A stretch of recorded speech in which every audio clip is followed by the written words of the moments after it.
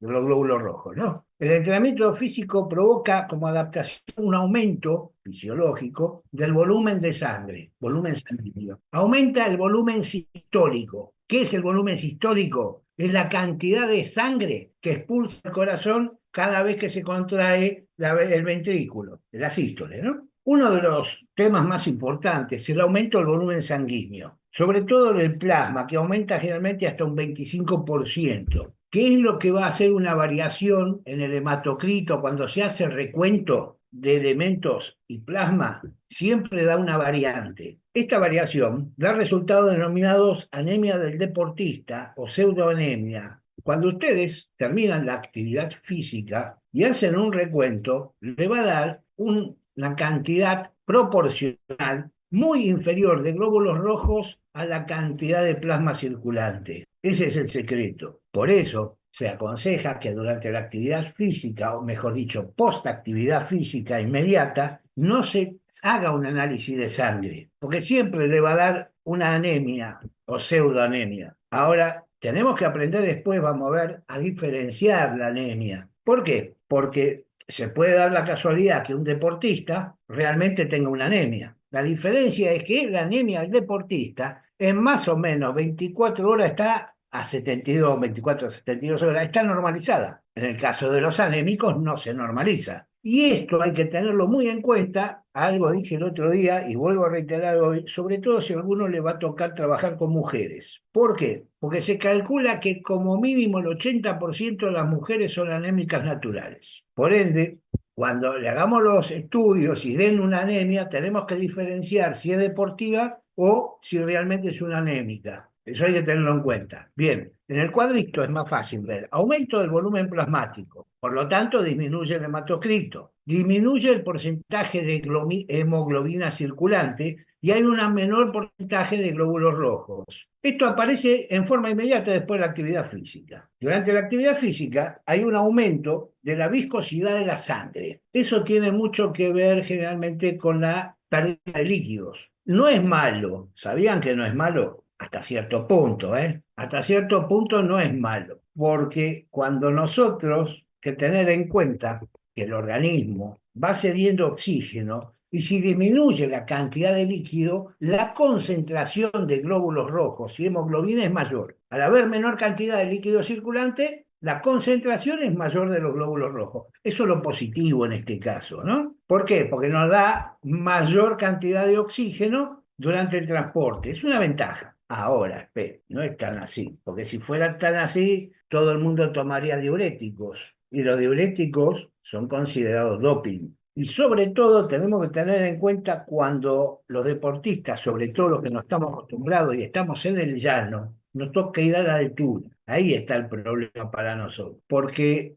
la mayoría de la gente que trabaja en altura y está acostumbrada a la altura tiene un porcentaje más elevado de glóbulos rojos que las personas que están en el llano. Eso se debe fundamentalmente a la presión atmosférica. Es un tema de presiones. No es por otra cosa. Nosotros tenemos que tener en cuenta que la diferencia de presiones en la altura es lo que a nosotros nos inhibe de tomar la misma cantidad de oxígeno. No es que no hay oxígeno, sino que lo que varía es la presión. Todos los valores de lo que hablamos se normalizan entre 24 y 48 horas. Ah, Nivel de claro, al presión. aumentar la presión atmosférica, estamos en el llano, hay Sí. mayor presión atmosférica, el intercambio es mejor. Cuanto más subís hay menos Ah, ok. presión, por ende no hay tanta fuerza para hacer el intercambio.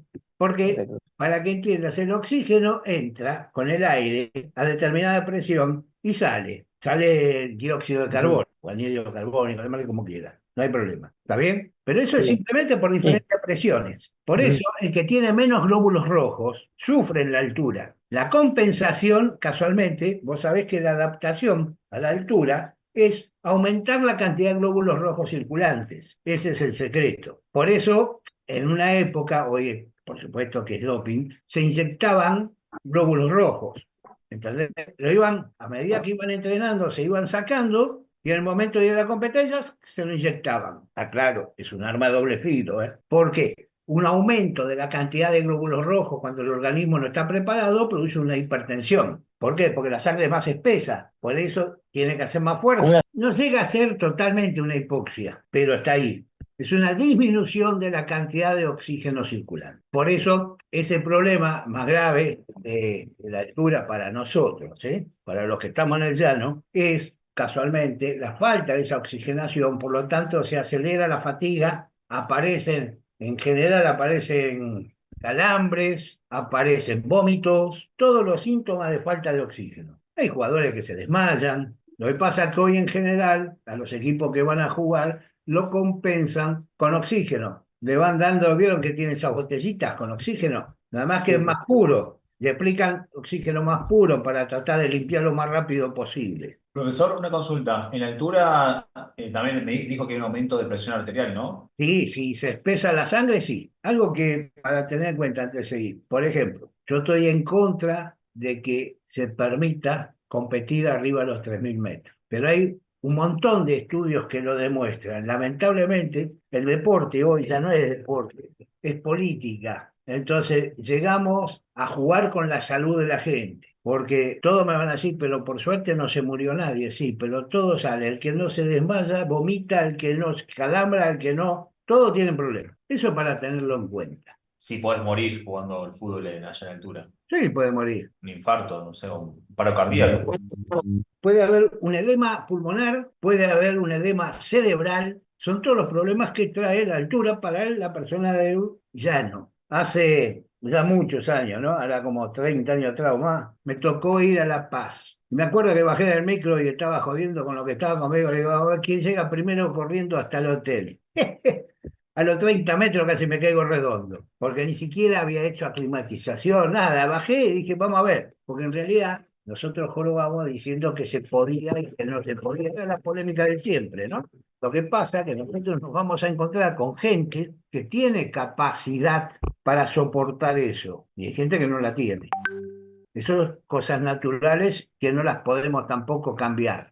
¿Qué pasa ahora con la serie blanca? Bueno, hay un aumento de la cantidad de leucocitos circulantes, sobre todo en los esfuerzos prolongados. ¿A qué se debe? Eso se debe fundamentalmente a los microtraumatismos que vamos sufriendo en diferentes lugares del cuerpo. Cuando hablé de la serie roja, no se olviden que nosotros matamos un montón de glóbulos rojos cuando corremos y saltamos. No se hagan problema porque todo eso se reproduce. El ejercicio máximo de corta duración aumenta básicamente los linfocitos. Hasta eso se sabe ya. Los ejercicios prolongados lo que aumentan son los neutrófilos. Esto se explica como respuesta inflamatoria debida a microtraumatismos repetidos. El deportista generalmente es propenso a infecciones debido a la fatiga muscular, donde los leucocitos cumplen la función fagocítica. ¿Saben lo que quiere decir fagocitosis? Comer, comer.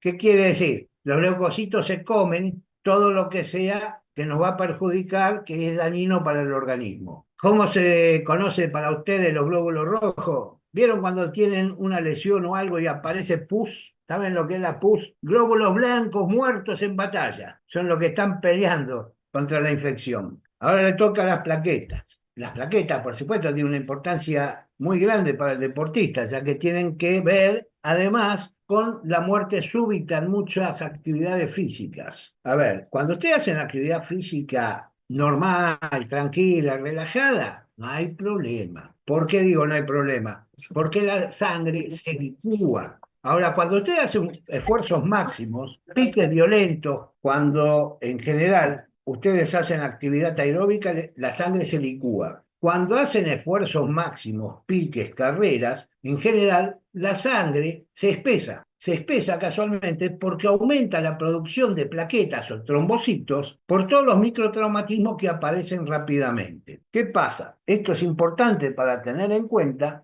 no tan grave en deportistas jóvenes, pero sí es grave para los mayores, vamos a poner de 45 o 50 años. Por eso ustedes van a entender por qué. ¿Vieron los deportistas de fin de semana? ¿Cuántos se mueren todos los fines de semana? Supongo que más de uno debe haber escuchado. Estaba jugando un partido de fútbol y se murió. O estaba jugando un partido de tenis y se murió. El que jugó el tenis y se murió fue Cacho Zacardi, por ejemplo. ¿Se acuerdan de Ferro? retirada. Cuando se hace un esfuerzo muy grande, aumenta la cantidad de plaquetas, produce trombocitos y eso puede producir una trombosis. Una trombosis, ¿qué quiere decir? Que va a producir automáticamente un corte de la circulación sanguínea. Si la trombosis es en una pierna, bueno, hay tiempo para salvarlo. ¿Por qué? Porque hay que llevarlo, abrir, sacar, limpiar la canaleta y vamos para adelante. Ahora, si la trombosis es cerebral, es mucho más difícil. Ni hablemos si es una trombosis coronaria, porque en cuanto no le llega sangre y oxígeno al corazón, se para, no hay para elegir. Hay que tener en cuenta, una vez que tienen determinada edad, tratar con cariño el deporte. Sí hay que hacer deporte, hay que hacer actividad física, pero no hay que hacer locuras. El ejercicio aeróbico produce hipocoagulabilidad, licúa la sangre, que es más fácil, lo cual es beneficioso para las cardiopatías isquémicas. Aumenta el volumen de sangre como resultado de un entrenamiento aeróbico. Esto se debe a un incremento del volumen del plasma sanguíneo y de los glóbulos rojos, lo cual resulta en un aumento en el volumen total de hemoglobina. Esto hace que reduzca la viscosidad de la sangre, mejorando así el transporte de oxígeno hacia los músculos activos. Esto es un resumen de lo que fuimos viendo, ¿no? La extracción del oxígeno disponible por parte de los músculos activos aumenta, reduciendo así la cantidad de oxígeno que se pierde hacia la sangre venosa. Y la actividad aeróbica nos ayuda a todo lo que es para patologías que dijo, cardiovasculares recién. Sí, sí, todo lo que es aeróbico es moderado. Hay anaeróbico, o sea, piques violentos, carreras, viste que Fibras vos blancas. vas a jugar un partido y decís, a la mierda, llego, y te pegás un pique de eso violento cuando ya no estás en condiciones de hacerlo. No es, Claro. eso no es aeróbico, eso se transforma en anaeróbico. Claro, hay que tener en cuenta que a medida que pasan los años, los vasos disminuyen su calibre, van perdiendo el calibre Sí. original que tenían. Por ende, la cantidad de sangre que pasa por ese calibre no es la misma. Y además, a eso agréguenle que al achicarse el calibre y hay un aumento de trombocitos, aumenta la presión sanguínea en forma exponencial. Eso hay que tenerlo en cuenta. Nosotros la vez pasada habíamos visto la parte de anabolismo, catabolismo al principio, ¿se acuerdan? Sí, profe. La primera parte. Bueno, entonces ahora nos vamos a encontrar que a medida que van variando, hay cambios funcionales que se van a producir, pero estos no son iguales para todos. Y es lo más importante para tener en cuenta. Tiene que ver con el sexo. Cuando yo digo que tiene que ver con el sexo es porque es femenino o masculino. No sé cómo será con el intermedio. No tengo estudios sobre el intermedio. Hay una capacidad de adaptación individual. Cada persona responde dentro de sus capacidades. Eso ténganlo en claro. Todo lo que ustedes pregonen o propongan como actividad física, el rendimiento no es igual para cada uno de los jugadores que tengan a mano. Puede haber modificaciones, variaciones. Ustedes se pueden programar con un trabajo X para desarrollar, no sé, vamos a hablar velocidad, ¿está bien? Para aumentar la velocidad. Entonces, tienen 22 jugadores y cuando hacen el trabajo se encuentran con que 5 mejoraron la velocidad y los otros no, nada, como estaban. Me tengo que hacer un replanteo. Si mi plan sirve o no sirve para lo que estoy haciendo. Para que sirva, por lo menos el 70 o el 80% tiene que mejorar. Si no logro ese objetivo, el plan que yo hice es malo. Entonces tendré que buscar otro tipo de trabajo para lograr lo que yo busco. No podemos empecinarnos que lo mío es lo mejor, porque por ahí con lo mío a lo mejor no consigo que avancen. Ese es el secreto. Bien, la parte de especificidad del deporte. No es lo mismo entrenar a un arquero, un defensor, un medio campo, un delantero. Son condiciones distintas. Y además varían los tiempos necesarios para lograr la estabilización en las diferentes adaptaciones fisiológicas según el deporte elegido. Y son necesarios, fíjense, en que van entre los 6 y los 10 años más o menos de trabajo continuo. No es que uno acaba un cuadro para que se den cuenta. A ver, a mayor rendimiento físico en el desarrollo de las capacidades, hay mejor margen de progreso. Ahora lo voy a mostrar. Nosotros necesitamos más o menos 10 años, o sea, lo mínimo son 6 años, hasta 10 años para llegar al 100% de la capacidad máxima de esa persona. Y eso sí hay que tener en cuenta que es para ese individuo. No podemos pedir que todos me hagan el 100%. Eso es para tener en cuenta. Por eso se habla de adaptación. Entonces, ¿qué nos vamos a encontrar nosotros? Cuando aumenta el volumen de las reservas funcionales, hay una disminución de la facultad de adaptación. A ver, cuando yo empiezo a trabajar con él, la reserva funcional es esta. chica, un cuarto, vamos a ponerle para hacer más fácil los números. Quiere decir que yo tengo para trabajar todo esto, tres cuartos de un total, un 75%, para volver a mejorar sus capacidades. A medida que pasa el tiempo o las condiciones naturales del individuo, si la reserva funcional es mayor, mucho menor será el potencial de adaptación. Por eso hay algo que hay que marcar que tiene que ver con las edades. Las etapas, las edades para el desarrollo de las capacidades. Y eso es, no sé si lo vieron. Tenemos que tener en cuenta ese detalle porque cada año que perdemos de las etapas de formación, este periodo de adaptación se nos achica. Si yo lo agarro con una reserva funcional del 50%, la única chance que tengo que mejore es un 50%.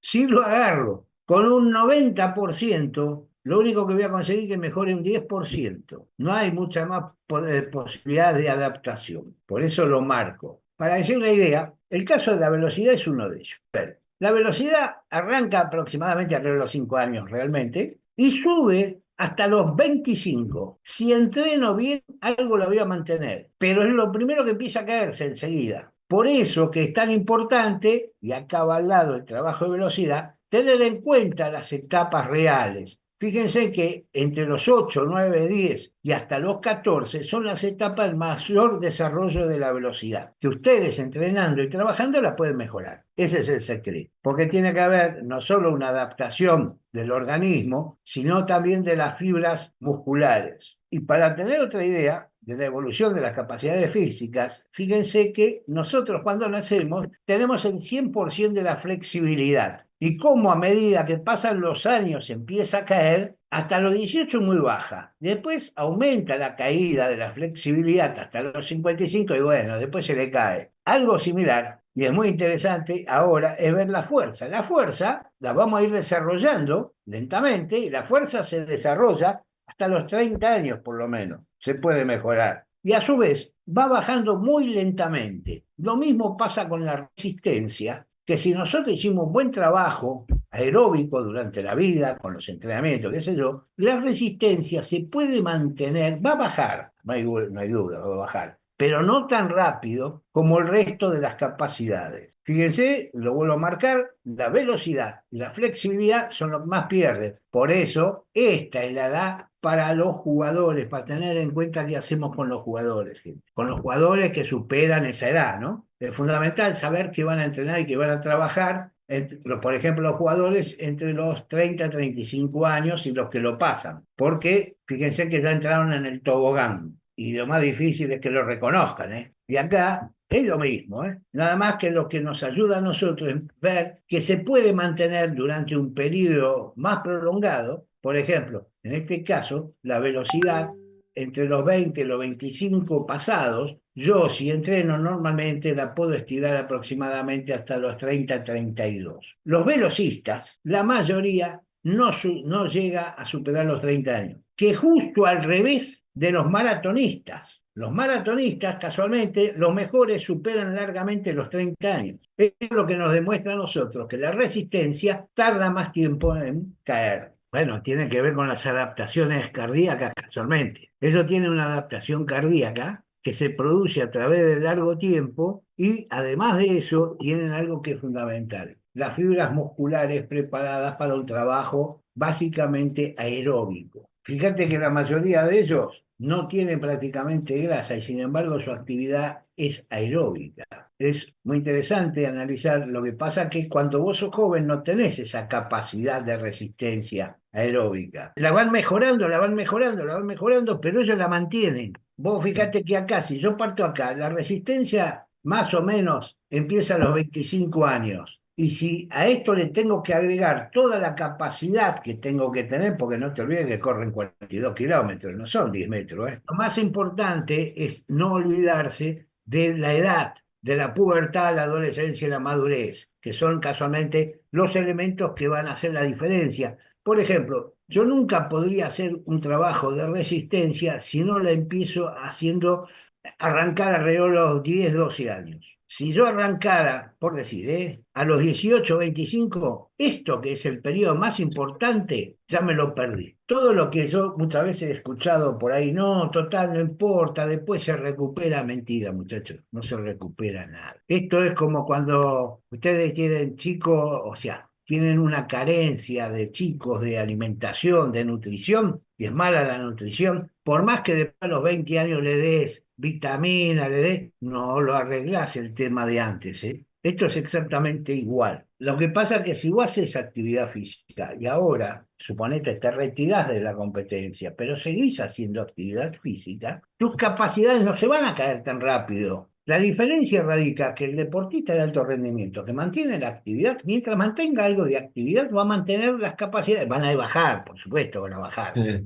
pero no bajan en la misma proporción que para el que deja de hacer actividad. Llamarle sedentaria, pero vos podés hacer, por ejemplo, si vos entrenás todos los días, que haces actividad física todos los días, y de golpe pasás a hacer actividad física una vez por semana o dos, y no hay gran diferencia con los sedentarios. Vos tenés que Totalmente. tratar de bajar la intensidad de lo que venías haciendo, Sí. pero tratar de mantener cierta capacidad para poder seguir haciéndolo. Y las capacidades tardan mucho en irse después si vos lo haces así. Por eso yo marco, sobre todo en la parte que habla de velocidad y flexibilidad, que no nos Ujú. podemos equivocar en el entrenamiento de los jugadores mayores de 30 a 40 años. ¿Por qué? Porque ellos lo que necesitan básicamente es mantener eso, porque el otro lo tienen, Sí. la fuerza, la resistencia, todo eso lo tienen. Lo que van a ir perdiendo lentamente es la velocidad y la flexibilidad. Eso es lo que hay que buscar que no pierdan. Empezamos por ahí hoy, por la hipertrofia cardíaca del corazón de atleta. Bien, el corazón de atleta es una respuesta fundamentalmente a todos los deportistas se les produce, normalmente. Cuando usted hace una actividad, un entrenamiento en forma regular, de una intensidad alta y frecuencia, vamos a suponer, de los 7 días de la semana entrenás 4 y tenés uno de competencia, vamos a darte el changüí de 2 días de relax, vos vas a tener corazón de atleta si trabajás en serio. Para que sea una idea, las gimnastas que ustedes ven en general en las Olimpiadas, porque si no la mayoría de nosotros no las ve, entrenan los 365 días del año, igual que los maratonistas. Tienen una dieta alimentaria estricta y cuando ustedes las ven en las competencias, que iban a hacer las Olimpiadas o los Mundiales, iban con 12, 13 años. No, no. Lo que pasa es que el sistema de entrenamiento y el trabajo que realizan frena el crecimiento en algunos casos. Ni hablemos de lo que hacen, porque no voy a entrar en esos detalles, para que puedan seguir compitiendo. La idea es que todos los deportistas hagan una actividad acorde al deporte que hacen. El corazón de atleta es algo natural, es algo que podríamos decir un trastorno benigno, no es una amenaza física, no es problema. Lo que sí es importante que cuando se detecta, cada tanto se haga un estudio para no equivocarse. ¿Por qué? Porque muchas veces hay patologías cardíacas graves muy similares a un corazón de atleta. En una persona con corazón de atleta, el corazón primero es más grande, las paredes del corazón son más gruesas, las cámaras o cavidades cardíacas son un poquito más grandes. Este aumento del tamaño y grosor de las paredes permite al corazón bombear una cantidad de sangre sustancialmente mayor en cada latido. O sea, aumenta el volumen sistólico. El mayor volumen de sangre en cada latido permite que el corazón bombee más despacio, lo que da lugar a un pulso más lento y más fuerte, que puede palparse en la muñeca y en cualquier otra parte del cuerpo, y en algunos casos produce un soplo cardíaco. ¿Qué son los soplos cardíacos? Son los sonidos que generan la sangre cuando atraviesan las válvulas cardíacas. Hay que tener en cuenta que si yo no sé qué es un corazón de atleta, tengo que pensar que puede haber un problema de una valvulopatía, o sea, alguna lesión, algún problema de las válvulas. Algunos son perfectamente normales en el corazón de atleta y no son peligrosos. ¿Por qué digo eso? Porque muchas veces ese ruido que ustedes escuchan tiene que ver con la fuerza que las válvulas dejan pasar la sangre y cierran las aletas. Ese es el ruido que se escucha. El latido cardíaco de una persona con corazón de atleta puede ser irregular en reposo, pero se regulariza en cuanto hace una actividad. La presión arterial, en general, para ellos es prácticamente igual a la de cualquier otra persona sana. Los cambios cardíacos en las mujeres suelen ser menores que en los hombres de la misma edad, tamaño corporal y nivel de entrenamiento. Las mujeres no tienen la misma suerte que tenemos nosotros con el corazón de atleta. Así que la mayoría de las veces los sujetos no presentan ningún síntoma, por lo que su hallazgo es casual, sobre todo cuando se someten a un reconocimiento físico. Para eso hay que hacer un buen estudio y estar seguro de lo que hacemos para no equivocarnos, porque hay enfermedades que producen signos muy similares, pero que pueden poner en peligro la vida del paciente, como la miocardiopatía hipertrófica, que es un aumento, una hipertrofia del miocardio, pero que machica las cavidades, o dilatada, cardiopatía isquémica o displasia arritmogénica. Del ventrículo derecho me varía el ritmo con respecto al ventrículo izquierdo. Lo más común de las muertes súbitas en los jóvenes, sobre todo, es un corazón dilatado, que cuando le hacen los estudios se parece mucho a una hipertrofia cardíaca, pero en realidad lo que es está estirado. Como un elástico que se estiró, así queda, estirado. Y eso, en general, va a producir que las válvulas no cierren totalmente y a su vez, muchas veces el corazón no puede sacar absolutamente toda la sangre del ventrículo porque no se puede cerrar, porque está estirado. Es uno de los causales de las muertes súbitas. Estamos ante un paciente con un corazón de atleta si aparecen estos tres signos. Bradicardia, ¿qué quiere decir? Las pulsaciones por debajo de los 60 latidos por minuto. Cardiomegalia, un aumento del volumen cardíaco. Hipertrofia ventricular o aumento del grosor de las paredes musculares del corazón. El corazón de atleta se puede diagnosticar con una historia clínica, un electrocardiograma y un ecocardiograma. No necesita mucho más. Durante la actividad física, el sistema cardiovascular tiene que adaptarse para mantener un aporte de oxígeno adecuado. A medida que nosotros vamos aumentando, el metabolismo necesita más oxígeno, más oxígeno, más oxígeno. Eso es importante. Lo que pasa es que el sistema nervioso hace algo que es muy práctico. Nosotros no podemos modificar la cantidad de sangre que tenemos en el organismo, ¿correcto? ¿Qué hace? Muy fácil. Hace una vasoconstricción de los músculos inactivos y una vasodilatación de los músculos activos. Eso lo hace el sistema nervioso en forma automática. El corazón debe contribuir con un aumento del gasto cardíaco que se da de mayor o menor medida según el tipo de intensidad del ejercicio. En el caso de ejercicio tipo dinámico y con una demanda energética aeróbica, se requiere mantener un gasto cardíaco elevado durante un tiempo prolongado, lo que induce cambios morfológicos y funcionales sobre el corazón. Lo nombran como una patología de los deportistas de alto rendimiento. La realidad es que no todos la sufren. Además del tipo de intensidad, duración de ejercicio y años de entrenamiento, existen una serie de factores constitucionales que tienen que ver con la superficie corporal, el sexo, la edad, factores genéticos, ¿está bien? Que también determinan la forma y el grado de adaptaciones y la aparición del trastorno. Está demostrado que